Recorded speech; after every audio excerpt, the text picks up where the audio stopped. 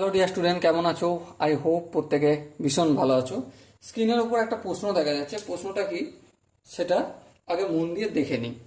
দেখো কি বলেছে, কট কট 9 degree into cot 27 degree into cot 63 degree into cot 81 degree এর মান কত?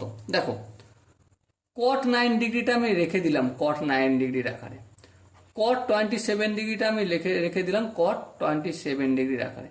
কিন্তু এই কট 63 এর মানে কত?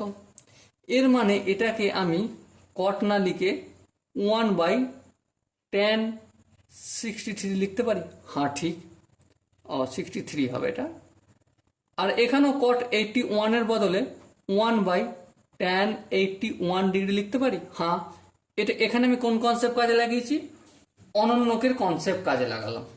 ঠিক আছে, চলো আগে যাই। কট লিখলাম কট 9 ইন্টু কট 27 ইন্টু 1/tan63 আছে তো? হ্যাঁ ঠিক, tan60কে আমি tan90 - 27 লিখতে পারি। হ্যাঁ দেখো, 90 থেকে 27 বিয়োগ করলে 63 হয়। ঠিক আছে, আবার একইভাবে tan81টাকে আমি tan90 - 9 তার মানে 81।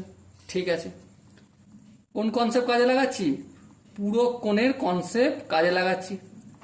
1 বাই, দেখো এখানে tan90 - 27, দেখো 90 এবারে কোয়াড্রেন্টের কাজে লাগবে। একটা 90 আছে, সেই জন্য ট্যানটা কি হয়ে যাবে? কট হয়ে যাবে। হ্যাঁ, কিভাবে যদি বেটার আন্ডারস্ট্যান্ডিং করতে হয় তার জন্য কি করতে হবে? তার জন্য ইন্ট্রোডাকশন ভিডিওটা দেখতে হবে। পুরো কোণের ত্রিকোণমিতিক অনুপাত চ্যাপ্টারের প্লে লিস্ট রয়েছে, তার একদম ইন্ট্রোডাকশন পার্টের ভিডিওটাই ডিটেলসে ডিসকাস করে দেওয়া হয়েছে।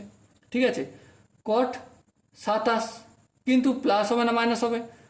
এটা ফার্স্ট কোয়াড্রেন্টে পড়ছে।